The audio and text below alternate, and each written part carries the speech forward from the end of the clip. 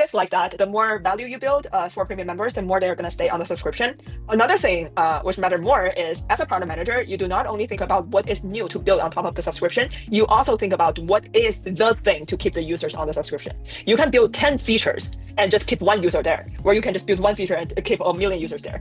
So prioritization matters. Like using the business frameworks to analyze strategy, that is a consulting way of approaching this, right? The interesting way, a product leader way, is you combine your imagination with the business framework to have a business plan that is reasonable for the leadership, and also it is attractive to the consumers. Yeah, so today we're going to talk about new technology adoption cycle. This is my favorite topic. When I was studying business strategy, this is the concept that gave me the shocking moment, and it is still very helpful for my today's work, and also very helpful when you look at how AI as a new technology progress to the massive market. So this is the adoption cycle. We have technology enthusiasts, visionaries, pragmatics, conservatives, and skeptics. Here we're talking about technology enthusiasts, visionaries as the early market, and then the bigger part, the mainstream market, is pragmatics and conservatives. And then we have skepticals. So first of all, technology enthusiasts. They're the ones that are who are geeks. They fundamentally committed to new technology. They believe it will transform and improve their lives, no matter whether it could do so or not. So they basically feel excited about new technology. Whatever comes up, they're going to try it. So it doesn't matter whether your product can actually solve their problem. If you have a cool stuff, they're going to try it. And they love tingling with new things, figuring out how to improve it. First customers for anything truly brand new. I remember 2 years back when LLM first came out, there's this company, their product release has been very viral on Twitter and LinkedIn. They were doing a pin on yourself. So like basically you can give instructions to the AI pin, and the AI pin could help you to like order deliveries, whatever, right? And at that point, the product release is very sexy. They're doing like this product release in the Apple way, evolutionary product to free yourself from laptops and cell phones. And then you can see people's reaction to it. A lot of people actually bought it, right, to try it out and everything. Those are the gigs, because you don't really know whether it could perform well. In the product demo, they waited the instruction to open the DoorDash and order the food for you for like almost 7 minutes. But still, these people believe that it will transform their lives, right? They believe that this product could be better. So the pros is they're huge influencers of others who may adopt new technology. They're going to buy this. They're going to try this out. They're going to post about it. They're going to say like, oh my God, this new technology is so fascinating. And the cons is they always do not have enough money. And the second part is visionaries. The people who will adopt an innovation in order to make a break from the status quo. The first group to try and gain competitive advantage through innovation. So these are the people are not only fascinated by the new technology, they think that your product can give them competitive advantage to win over their peers. So they allow your product to be not perfect. They allow your product to be a lot of bugs. But as long as your product can solve their core problem and can fundamentally improve their productivity to win over their competitors or their peers, they will try your product. So the pro is these are the people bring real money to the table. They're very business oriented. The con is they require extraordinary customization, drawing huge resources from the supplier. What do we mean by this? These people still look at your product whether they are helpful, right? So they want your product to be tailored to them. So that's where the extraordinary customizations come from. And together with the tech enthusiasts, these are the people who want to be the first. And these are also the majority people who are in Silicon Valley and San Francisco. When it comes to pragmatics, these are the people who make the bulk of all tech purchases over time. Evolution, not revolution. Looking for business benefit, not technology. Resistant to being the first. Prefer to buy from market leaders. This is very important. They do not want to think about which product they should purchase. They do not want to compare multiple products. They develop the trust with the market leader and they directly buy from market leaders. And their behavior, when it is time to move, let's move together. When we pick a vendor, let's all pick the same one. right? Once we start the change to the new way, the sooner we get it over with the better.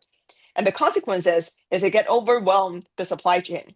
They overwhelm the vendor they choose, not enough attention, and also they turn the migration into a stampede. These are the people who need others to have been successful with innovation before they will dive in. And then it comes to conservatives. They will adopt the technology as the last resort. Very price sensitive, highly skeptical, extremely demanding. Their expectations are rarely met and reinforces negative views of technology. They are the people who probably will use your product when half of the world is using your product. But as when they use your product, they're going to have so many complaints that you, as the product manager of your product, you will feel like, what is the value of my life? Kind of skeptical of yourself. They will complain about everything because they just basically do not like to adopt new technology. And their value proposition is they just want the stuff to just work. And later, we comes to skepticals. Not really potential customers, perceptual critics, do not sell to them, sell around them. You will find it extremely difficult if you target them as your target audience. So it is fine. They are a minority, so do not need to target them when you are the product manager or like the startup founder. The highest point of the market, which is the like high point on the mainstream market, we call it the main street. And why do companies have to go to the main street?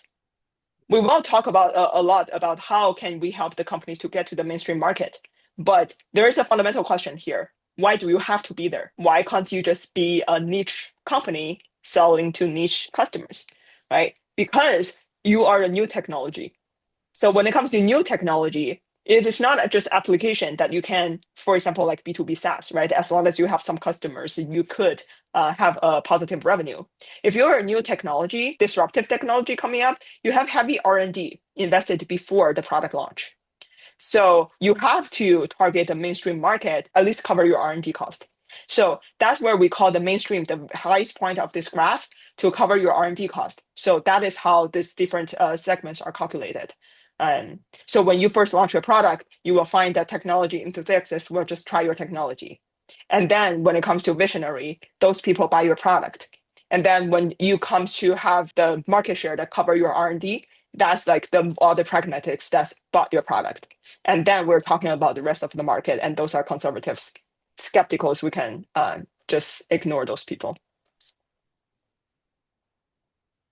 Can you explain more about why specifically R&D? Is that because R&D is usually a very like large chunk of cost?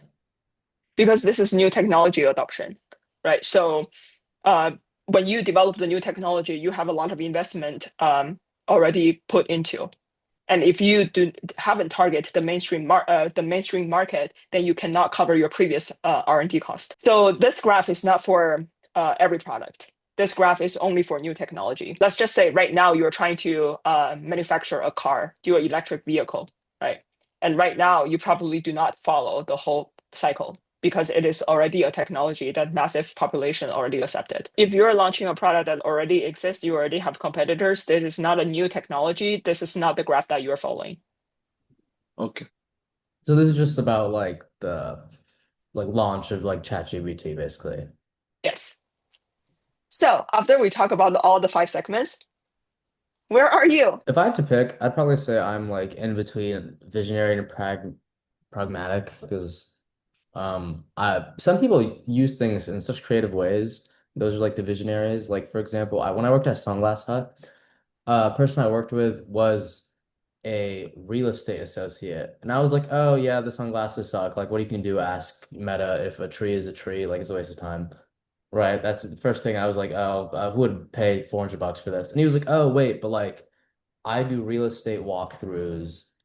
And when I walk through a house, I'd like to, talk, use my hands, open certain doors, and it sucks doing that on a phone, right? And showing people things when I could just do all that stuff with the Meta glasses and like forecast it live and walk through the whole house. And I feel like that's a very visionary thing, right? But obviously, you come up with like once you see that it can be used in such ways, then people like I guess myself like, oh wait, then I could use it for a thing like X, Y, Z. But I would you know really beg to differ if someone was to claim that I would come up with like a really cool idea to use something first. It's more so like the 30th idea. I'm like, wait, if this is used to make money in this way or used for this use, I can think of other ways, but I'm not the first person to do that. So pragmatic. You started to look at people around you differently. And there are several ways to segment users. Their comfort to new technology is one of them. And it's a very interesting thing. And throughout this course, we will always say that just leave the skeptics there. It's fine. Like you don't need to target them. If you think about this, the whole like internet industry, right? The skeptics are the people who are probably like still not using Facebook, right? Today, right? We're not talking about they're not like affording a laptop or a phone, right? We just talk about how comfortable they are to technology. If those people are still skeptics and they do not use social media today, then sadly for this new world, their voice don't matter anymore. You see this as technology adoption cycle. It is also for different revolutions, how we filter out people at one time at a time. I assume companies also like an already existing company only fits in between like conservatives or like conservative and like pragmatic and not really visionary unless your company is built on that visionary thing, if you know what I mean. Similar to Yeah. how we talked about statuses last time, like cash cow versus, other stuff. They can only really like JP Morgan's like conservative or pragmatic. I don't think they could, be a visionary in this. Yeah. Yeah, that's very true. For most of the companies, let's say for LinkedIn, right, we're not targeting pragmatics. We already way past that time. And so now we're targeting conservatives and all the customer service tickets, you can see people are just complaining about your product all the time. And sometimes you need some visionaries and pragmatics to remind you that your product still work.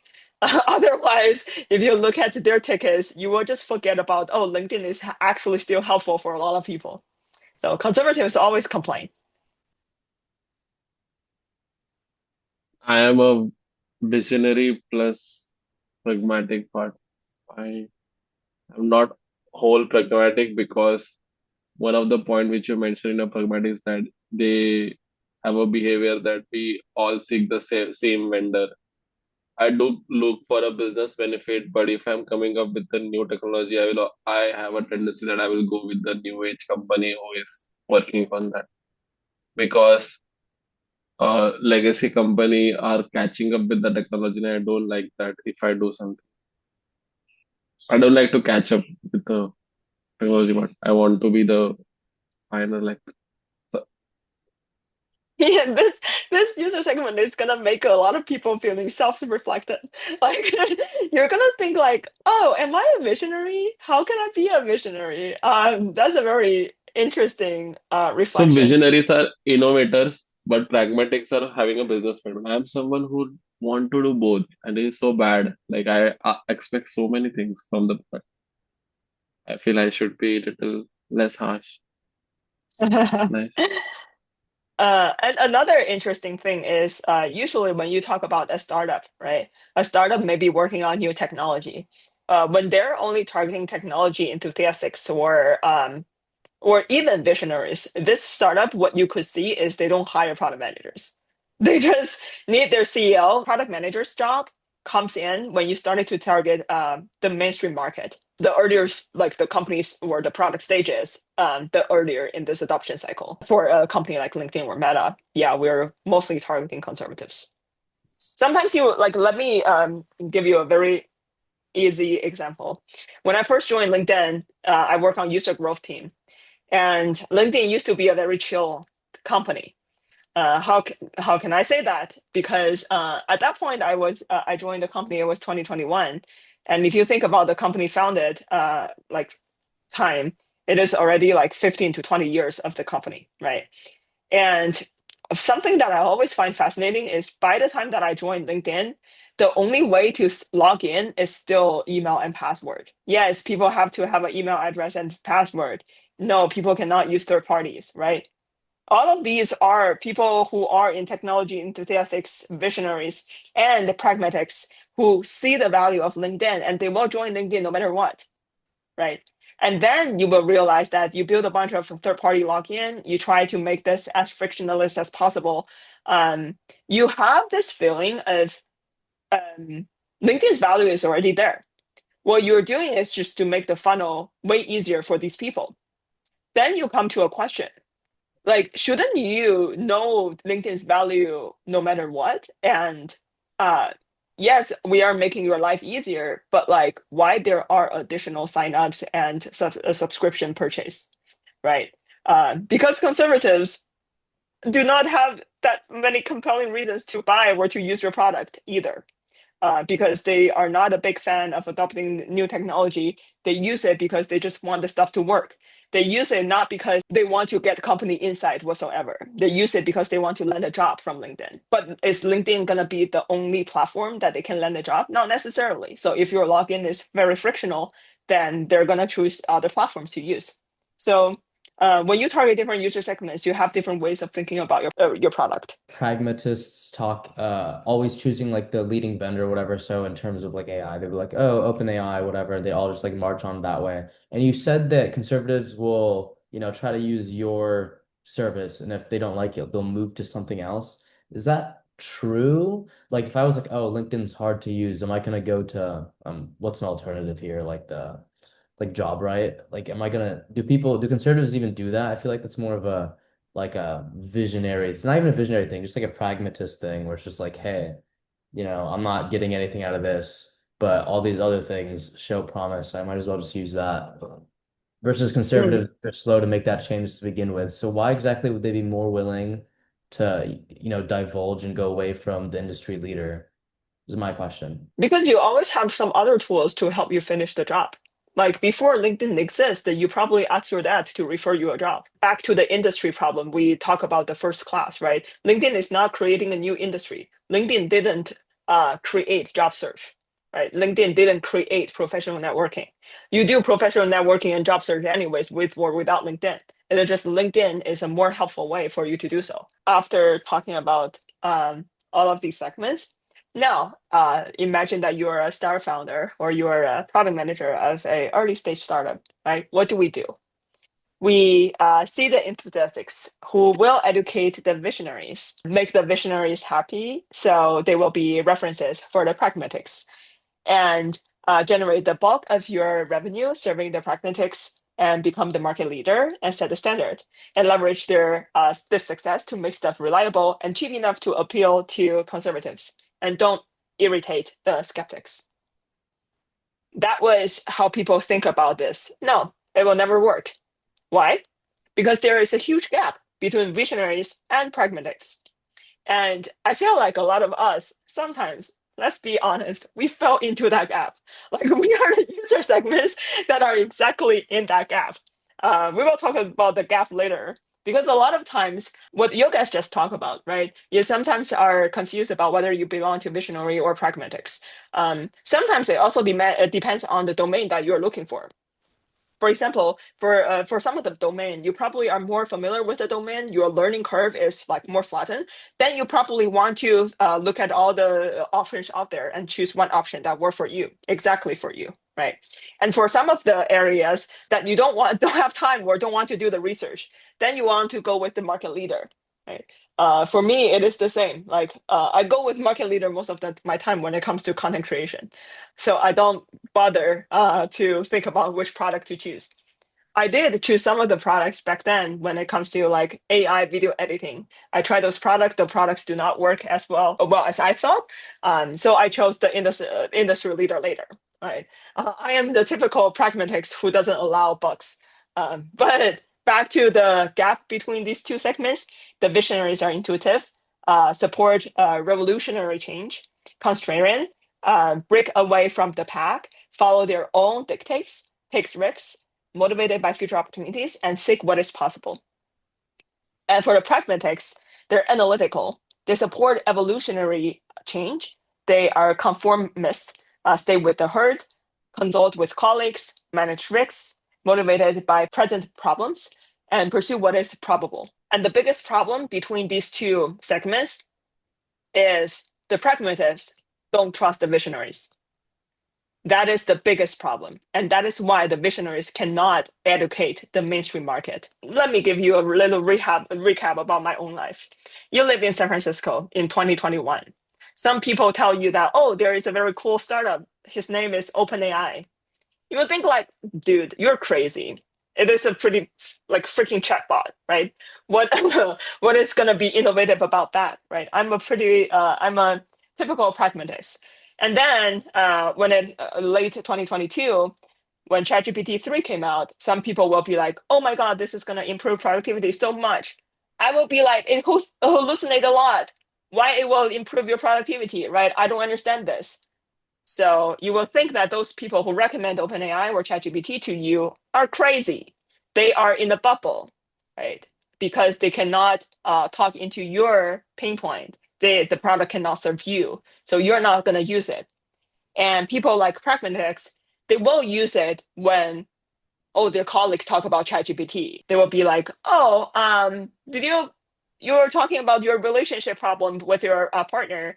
How is that going? And then your colleague will be like, oh, I talked with ChatGPT. I think I can solve it. That is your aha moment. And you will be like, oh, maybe I should choose ChatGPT as well. So yeah, this is the gap between these two segments. And there is a huge trust gap as well, right? There is a fundamental gap, the chasm between the early market enthusiasts and visionaries and the mainstream market, basically the pragmatics. The visionaries make lousy references to the pragmatics, and the pragmatics want references from other pragmatics. This is my favorite business book. This is my turning point of my perception of business book, that I thought that business books are all useless and bullshitting. This is the first book that actually I found it very practical and helpful. So this is a little drawing of the new product or new technology adoption.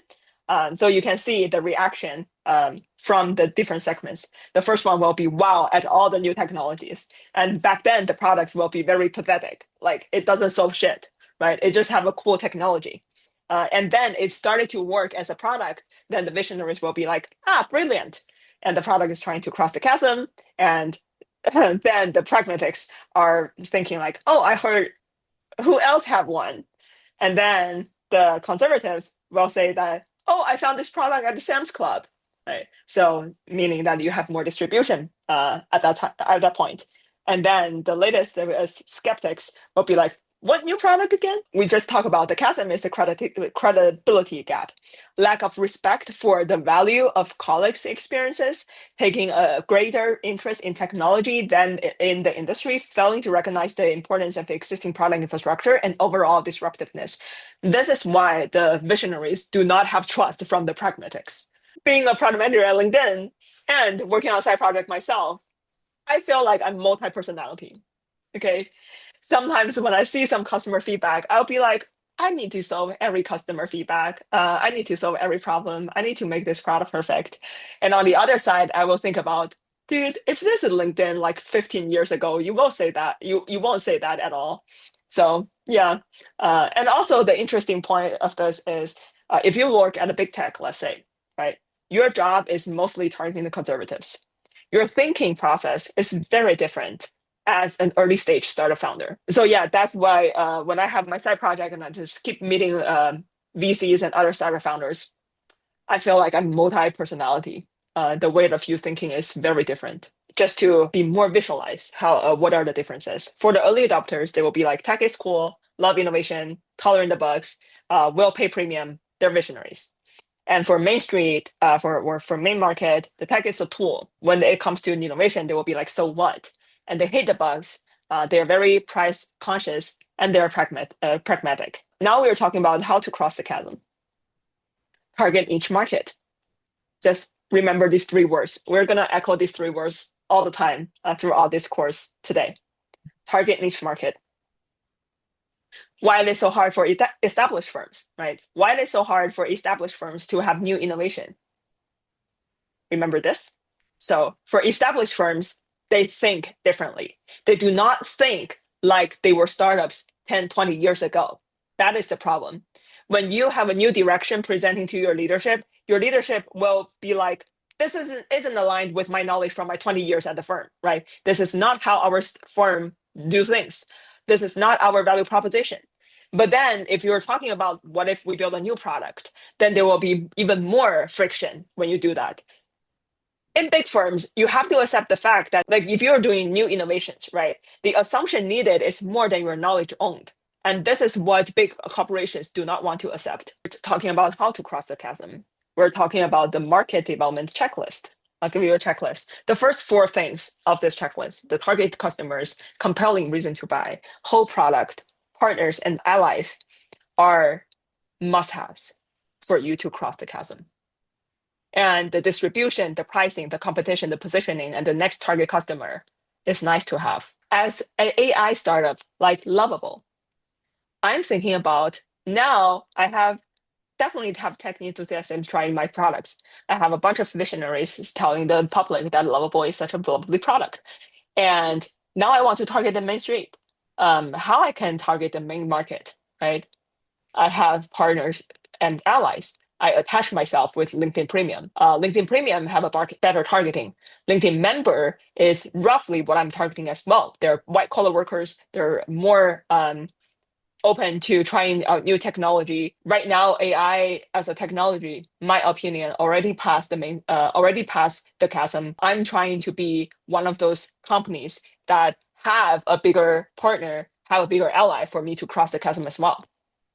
That's why we have a bunch of perks for premium subscription. The whole product, the minimal offer, the offering necessary to ensure that the target customers will achieve their compelling reason to buy. There are so many like different parts of the whole product. For example, having a good onboarding flow is one of them. Do not be the headache for your customers. Have a good customer support is also one of them. If you are saying that, oh, DJI is creating the first drone out of this world, right? Then if you don't have a customer service, then the customers will think like, oh, am I gonna get a refund or return my product or replay? What if it is like broken, right? So you have to have the whole process, your customer obsession, your product leadership to target those people in the chasm. Then we talk about the nature of early markets, where there's no competition, there's no market. Competition in early markets come from the alternatives rather than from a competitive products. Resistance to new ways, inertia. So commitment to the status quo, fear of risk, lack of compelling reason to buy. So this is we are talking about the people in the gap. Have commitment to the status quo, the fear of risk, the lack of compelling reason to buy, and the nature of pragmatics. The purchase decisions are made by competitive bid. So the comparative evaluation of products and vendors in the common category. Competition, therefore, becomes a fundamental condition of purchase. You need to position your product to create a competition that you can win and must be credible and relevant and attractive. Do you still remember JTBD? Yes, job to be done. And the whole product is the job to be done. Test for whether a job is a business opportunities. There are 3 ways. Does the idea target an actual job to be done that enough people have? Is the idea a meaningful improvement over the current way people fulfill their job to be done? And does the value of the idea to customers exceed the cost of the idea to them? The whole product is trying to build the trust with the pragmatics. You don't make the pragmatics confused. You don't give them a buggy experience. You make sure to tell them that whatever you encounter in the product experience mostly going to be successful, but even if it is not successful, we're going to refund you. We're going to make sure everything is okay. You're not going to get hurt. You're going to get to point B safely. Here are some of the products, and you tell me whether it already crossed the chasm. The first one is Meta Oculus VR headset. Like, how many people do you know that use those? And like, I wouldn't either, but that's just like a pragmatic thing. I don't know so many people use it, but you still see it used often, especially like in the gaming world. How many gamers use what is it, the VR glasses? Like, not a lot, but you do find like a few every now and then, like online especially, your technology enthusiasts. Um, and I actually don't know of any visionaries using it, probably for like random company stuff that I couldn't imagine. So I wouldn't think so, because I don't even see visionaries, or I don't hear about visionaries using it, let alone, pragmatists. So that's why I don't think it's crossed the chasm. And even the easiest part to know about is from their ads. They are not giving Meta VR ads. So their ads is more about the use cases which that it can do. Mm. You can easily get a brand. It's technology enthusiast, visionary, or pragmatic from the ad which they are running, the type of conversation which they are having with their audience, like positioning. Yeah, that's a very interesting point. I usually get a lot of insights from the ads and media coverage from for a specific company. Usually, the official media coverage from the company is how the company want you to think, and you can find some insights about who they are targeting, they are trying to target, and what is the core problem that they are trying to, or the core message that they are sending out. For when it comes to marketing, there are two things very important. One is marketing channel, and the other one is marketing message. And both of them are going to provide you some insights about what this company is trying to do. I'm sitting in this way because I want to show the little Oculus in my background. And Yeah, but like how yeah, much do you use it? I use it very rarely. I agree with y'all. I'm not trying to debate. I'm just trying to show that I have a little Oculus here. Like unironically, the only times I've like noticed people use it extremely often has been like children for some reason. Mm. Like kids who I've seen own consoles for some reason always have a VR headset and they're always using it. Like so they're all visionaries or something or tech enthusiasts. I wouldn't know. But in terms of normal people, like not often at all. Mm. Honestly, I think if money is not an issue, I will definitely use Vision Pro way more than Oculus. You have I Vision think Pro? if money is not an issue. That's why I have the condition, Yogesh. Um, you guys have too much expectation of how much my salary is working as a product manager at LinkedIn. No, I don't have a Vision Pro, but I tried Vision Pro at the App Store, Apple Store. It is pretty helpful, and the setup is very easy. The Oculus, the reason why I'm not a very frequent user for Oculus is that the onboarding is so like annoying. Like you have to choose whatever app that you are trying to like onboard, like it's like you have a new phone without any preload, right? There aren't any apps on that thing. You have to download every single thing on that device. Like why? Because I already have my laptop and phone. Like what is the uniqueness of your Oculus, Oh, you're right? the type So of person that like when you get a smart TV, you expect like Netflix to be on it already, and you're too lazy to go like install yeah. Netflix. Oh, yeah, like Have instead. anyone know One X Robot? No, I think that answers the question on whether it crossed the chasm or not. Cursor. They are near to become the king. Can we say is currently crossing the chasm? It's already crossed You for think sure, bro. you think it's crossed? Like when I think about like does Facebook like make sure like oh everyone has a cursor like subscription like that's what I consider like crossing the chasm like oh all the employees have access to XYZ tool at these big startups. Like, does an EY engineer like that's a slow moving company? That's like a pragmatist like company, right? Like, does everyone at Irwin and Young, does a software engineer have a cursor subscription provided to them? If the answer is no, I'd say like not pragmatic, and that's a consulting company, and I'd say they're extremely pragmatic just because it's a consulting company. Like, does everyone at Accenture have a subscription to Cursor, the software engineer? I'd also bet no. So I'd say it's crossing the chasm because all these startups are adopting it. And like a lot of people are using it independently. So you'll see consultants using it or people at Google using it, but I don't think they get like the company actually goes, hey, everyone uses this. This is now the meta. This is the new standard. So I don't think it's crossed the chasm. I think within the tech industry, like for people who are tech professionals, I would say Cursor has crossed the chasm within the tech industry, but not within the general public. You can't just separate like tech industry and the general public. This graph is for segmenting the tech industry and the general public. No, but I do think that they're like say pragmatist in the tech industry and pragmatist in general public are different because like their knowledge are different and like their coworkers are different, their working environments are different. Thank you for letting us know that tech industry is a bubble again. But like what's something that's crossed the chasm, I'd say that's like some of these IDEs, right? Like, oh, everyone has a subscription to it, right? Like, oh, I'd say that's crossed the chasm. You know what I mean? Like your workplace literally provides it to you. So you basically think that even for tech industry itself, it hasn't crossed the chasm yet, Yes, right? that's what Because I'm saying. the reason why Lexion is separating the segments out is because Cursor is for developers, more for like semi-developers. That's why you want to separate the industry out. But that goes to back what I was saying earlier. Like, if I got a developing job at whatever company, like a tech consultant company, they'll be like, hey, everyone gets a subscription of Visual Studio, right? Or Virtual Studio or Visual Studio Code, right?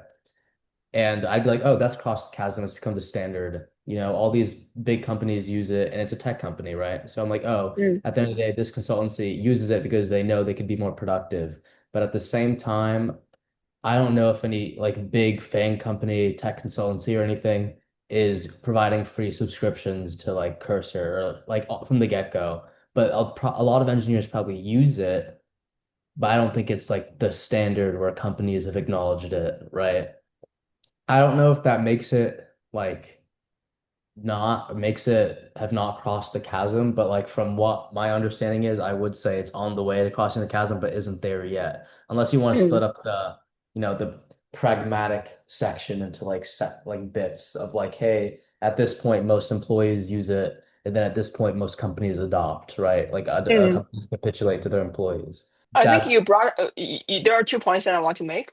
The first one that you are talking about distribution.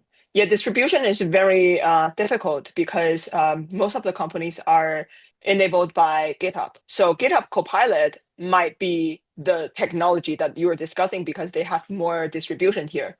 Another point is you focus more on the employee adoption rather than whether the company have the collaboration, which is great. That is how you think about this. I think today in the tech world, companies are biased because they think that collaborating with AI coding company is at least the right thing to do. So they will do this anyway. So how comfortable software engineers are adopting these AI tools in their work is a good question. It is complicated for the AI scene today because you definitely need partnership, very strong partnership to add on your distribution. And that's why OpenAI and Microsoft collaboration is so crucial for both companies. First of all, Cursor is too expensive to be acquired. That's why Windsurf got acquired, not Cursor. And Cursor is way bigger than Windsurf. And if you're not getting acquired, then what partnerships do you have? The last company, Framer. Yogesh and I were like, oh crap, we should make portfolios or whatever. And like the first thing we see is like 20 Framer websites. And we're like, okay, I feel like this is very good. We're like, oh, this is the tool most people use. So I'm assuming it's very mainstream. It's in the, crossed the chasm a while ago. So crossing the chasm represents a transition from product-based values to market-based values. So from product-based values, you're actually thinking about what is additional value that the product bring to the table. And market-based value is your reputation, your marketing, the message that you send out, how to cross the chasm. I add a bowling alley here. So the business word is the bowling alley. So that's why I added a little graph here. What do you mean by bowling alley, right? You have the initial target, you have your technology enthusiasts and visionaries adopting your product first, and then you target new segments. Either target existing user segments, but a different problem, or you target a different user segment with the same problem, right? And then you expand out. That's how you can have the bowling alley to target the mass majority of the population. So you originally have a new customer doing a new job, no product exists, and then you do two sideways. One is existing customers getting more job done, often like related jobs, or the new customers doing an existing job. So that's how you can expand by using a bowling alley, and then you have your existing customers doing getting a job done better, and then you start doing this again. So you target existing customers getting more job done, or targeting new segments doing the exact same job. The rules of a bowling alley: you cannot be opportunists, and you cannot do random niches. So no leverage and huge cost. Be the first in your niche, not the second one in someone else's niches. Two criteria: the segment has a compelling reason to buy, you solve a problem, and the segment isn't well served by anyone else. So that's how you can choose a specific segment to expand to. Here, I have an example of ChatGPT. If you think about the initial target, right? Now we're talking about GPT-2 kind of stage. At that time, ChatGPT only have text generation and understanding, right? This is the original capability they have. They probably have technology enthusiasts that are willing to try the product, or the visionaries realize, oh, actually, you can draft the email for me, right? But that's all the people that they get. If they want to get to the mass majority, they need to improve their model capability to target the new segments. So what do? In GPT-3, there are two new capabilities, or like better capabilities that serve a new user segment. One is the conversation, which is going to the companion direction. People who want an emotional companion, people who feel lonely, they want to have someone to talk with. Or you go with the academic route. You improve your academic capability, which is targeting students who are thinking about how to finish their assignments. So these two are solid market segments. And then in GPT-4, you expand to more.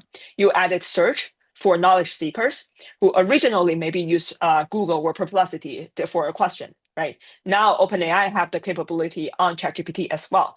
And then you have reasoning, which is the fundamental capability to enable agent doing tasks for you.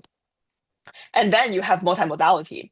This way, you are targeting artists, creators, analysts for graph analysis, and it could enable, like, it couldn't do a perfect job, but it could enable some of the user segments using this to do their job.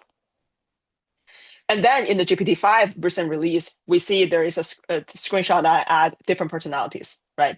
Then you can do the job even better being a therapist or helping people to learn, right? As a learning companion and having conversations with the customers, with your users. Or you go to the other route, you have your domain expertise. You're trying to be a PhD level in every domain, right? So this is how you can target one single little segment at one time. And eventually, hopefully, we can reach AGI. But solving one single problem at one time for each release of your product. Now let's dream bigger using the bowling alley. Think about right now we are able to travel to Mars. And how can we target step by step to make sure all the human beings are happy to move to Mars? Initially target like space enthusiasts, right? People are like, oh, I want to do this. And you could be like, oh my God, yeah, all we have there is, you could just have like, oh, we have a cool tour spot. You could take some cool pictures and people be like, oh, okay. And then, they take little spice flight or whatever. And then you could build like, oh, now we have basic living accommodations. And the target market there is like governments who want to send their criminals to Mars. And be like, oh, you could send them to another planet. I'd be like, okay, it's like the book, The Moon is a Heart's Mistress, if you guys have read that. It's a good book. And then after that, you'd be like, wait, we can make living accommodations nicer. You have like AC. And they'd be like, wait, people who just want to live cheaper lives or something, like the rural life. And you just slowly add things to attract different people. And then, then it's like, is that a no? Is that like a shaking head? Did it completely wrong? You're gonna ask the government to send the criminals to Mars first, then what is the reputation that you're creating for Mars? Are there any other people after the criminals are willing to go to the Mars? Is a question that I Yeah, you have. say that, Imagine, but Australia did imagine the I'm exact doing a same crime thing. and you are sending me out of the earth. So my government is spending money also to like get you into the jail and also to Good move out point. of this earth. Well, Wow, in Yes. so Australia, much money I'm wasting on a it one was criminal. I should bet the shot then. it was the That's a exact good same thing point. in Australia. It was like, oh my God, there's no living accommodations. Who needs the least living accommodation stuff? Criminals. And then it's just like bump, bump, like, oh, we can, have people pay to send their criminals here, and then we could slowly make it like more livable and then, raise the customer, like target different customers. Like this You is are you it's are the happened CMO before. I'm going to get. Exactly. See, this is how you make money in the beginning. You're gonna have like random tech enthusiasts trying to take photos. I'm gonna have like hundreds of thousands of prisoners coming from like America, China, Latin America, just like flooding in. There's like all cash with like minimal stuff required for them. They'll have like basic food and like housing accommodations, and that's it. Let people who have distribution and who can afford to move to Mars first, because One, they won't care about money. Second, they have distribution because people like to imitate behavior who are at their upper side of the pyramid. And No, I Yogesh is guess going the Tesla route. He's going like we have the speedster, and then you go Yeah, down. he's going through the Tesla I'm route. going the route of the people, okay? I'm going like the cheapest route, and then we get to the top because I care about the masses. I definitely don't think sending criminal is the right way to go, Hamza. If you think about this, right, you have to think about, like, for example, human beings exploring a new territory, like on Earth, right? Usually what attract human being to go on that space is that there is resources, right? So that place is gonna provide some value to human beings. If that place doesn't have anything, then why should human being move there? How they sending criminal there is based on the fact that Mars is basically useless, a useless planet, and it is just more land, right? Then you want to send criminals there. But I think if we really want to relocate all the Earth people to go to Mars, we have to understand what Mars can provide.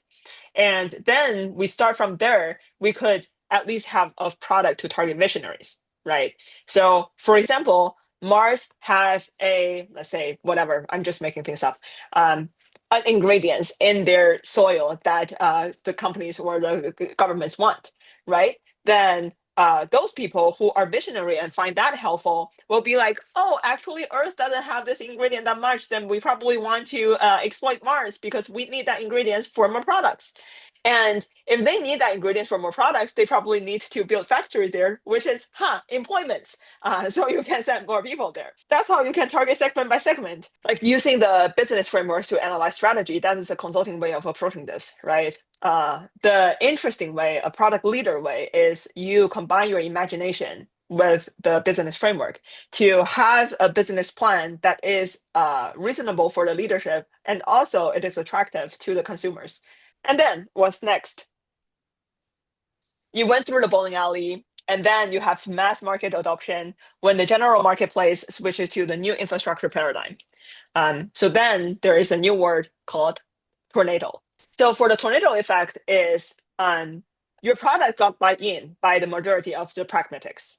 They're rushing in to adopt whatever is the market leader, right? So from the bowling alley, you create your reputation. From your bowling alley, you have a little more adoption than your competitors. Now you started a competition that you just want a zero-sum game with your competitors, right? Through the tornado effect, you want to be the market dominant. And after this, you will see this type of graph, right? From market share by revenue, you got pretty much half of the market. So half of the market is buying your product instead of your competitors. Market share by profit is even more because you have more people adoption, you have higher negotiation power over your suppliers. So your margin is usually the highest. I actually saw a lot of you guys adding graphics like this in your OpenAI report. So this is another fact to tell you that AI or LLM as a new technology already passed the chasm and they already passed the tornado effect. Now you can see that ChatGPT has so much adoption or market share. The rules of the tornado: attack your competition ruthlessly, expand distribution as quickly as possible, ignore the customers. Because the customers here are not important because pragmatics are just going to find the industry leader to buy. So you want as massive distribution as possible, have as much capital to ruin your competitors as possible. The pragmatists want rapid deployment of a standard product. So they're not going to compete your product over other people. They're just going to adopt as fast as possible because everyone else is adopting it. And then what's next? You got the mainstream. You pass the pragmatics. You're targeting the conservatives now. Your customers hate you. Your employees are burned out and demoralized. Sales are down. The stock's price is in the basement. Management team is stabbing each other in the back. Your product is a commodity. That's what happened when a company is targeting conservatives. Everybody hates you.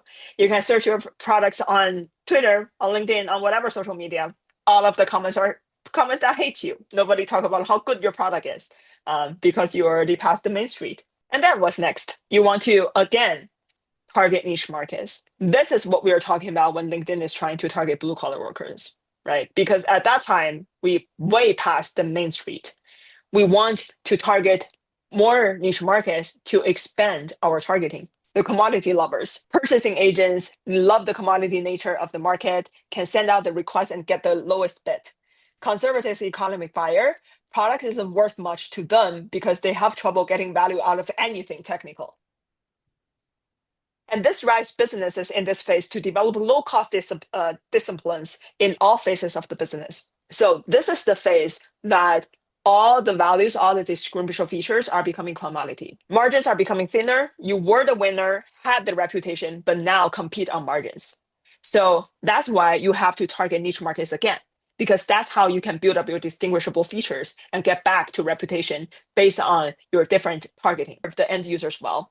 They want personal satisfaction, greater products, enhanced enjoyment, reduced pain and aggravations, perception matters, design matters, detail matters. So these are the companies that are focusing on the incremental innovation.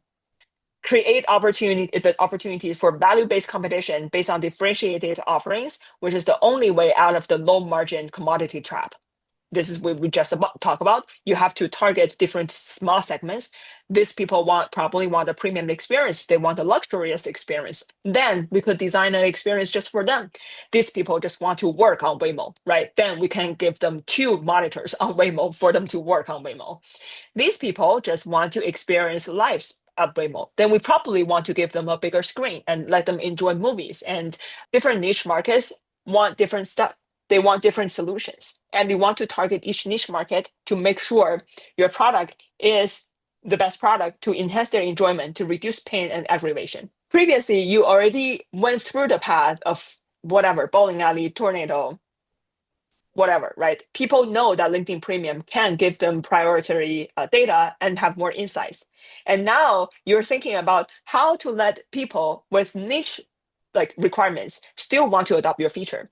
Right now, you want to create that enhanced enjoyment. You want to reduce their pain. You want to tell them that they matter. So, who will my profile matters, right? You are building on top of it to give them an emotional touch, and that's what the conservatives want. They don't really see you as giving them additional insights of the companies. What are they gonna do with the additional insights of the companies, anyways, right? They want to feel good having your subscription. It also is an interesting thing when you work on subscription models.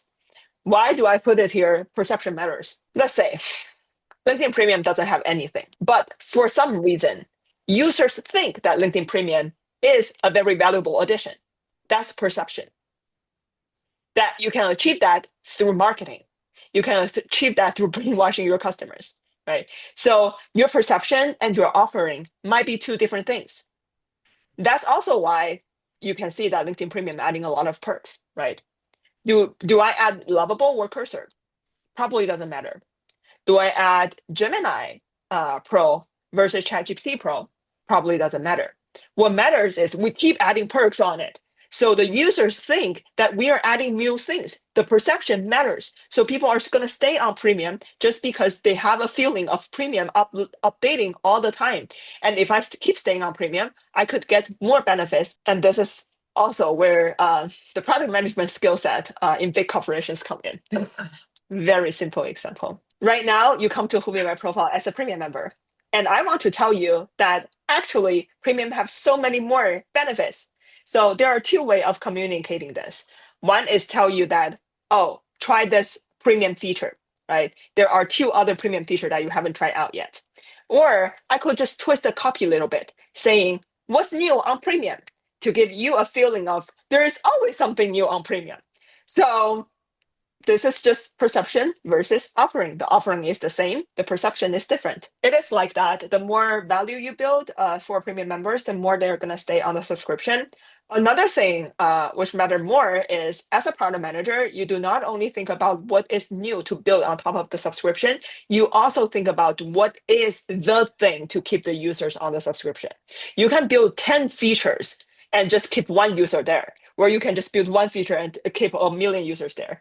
So prioritization matters. So we come back to this. We previously talked about, right? Commodity distinguishing features and reputation. So across the whole new technology adoption cycle, you realize that the distinguisher feature will become commodity during when you are targeting conservatives, because you are competing on the margin. And then you want to target the niche markets again and put yourself back to the reputation. So for bowling alley, you care about product leadership and customer focus. You want to target one customer segment at one time, using your product leadership to expand your market targeting to for the massive adoption. For the tornado, your product leadership matter. Your operation excellence matter even more, because you have to make sure that your operation can support the tornado coming in. And at last, after you pass the mainstream, you want to be customer focused and operational excellence, because at that time, you're a big company, you have to support the majority of the population of the market that you are targeting, and you have to target niche market again. So you have to focus on what customers want more out of your product. The people who bought Model S, even when China doesn't have a single charging point, are technology enthusiasts. And some of them are visionaries, right? Because you could see the product could give you benefit. Let's say the car is smoother and it is giving you lower cost when it comes to like the gas price increasing, and it is doing good to the environment. And it is a new technology. So you buy Model S and Model X at that point when the China charging network is not as good as like the gas station, then you are before the bowling alley, before the chasm, right? And then when it comes to Model 3, that is when we're trying to make it a commodity, right? We're making it price also more friendly to the massive majority, lower cost, it has like a lower feature targeting everything, right? And Model 3 is targeting the majority market. The point that I want to bring here is when I deliver cars to the owners act so much different that you can exactly tell that they come from two different segments. When you deliver cars for Model S and Model X, the owners will be so fascinated by the technology itself. They will be curious about what are the distinguishing features from Tesla versus other cars. They will be trying out Autopilot. They will be trying out full self-drive. They want to experience the technology and the product. But when you deliver cars to Model 3 users are going to focus on whether you have a good guarantee, whether you have a good protection plan, whether you have good customer service, whether you're from your delivering to like the whole process of like having license on your car, having whatever is a smooth process. So at that point, you have to deliver a whole product to win the mass majority's heart. The assignment for this week is we briefly talk about robots. And of course, none of you guys think that robots already crossed the chasm. Our question is, now think about yourself as the CEO of a robotics startup. How do you want to build a robot with majority adoption?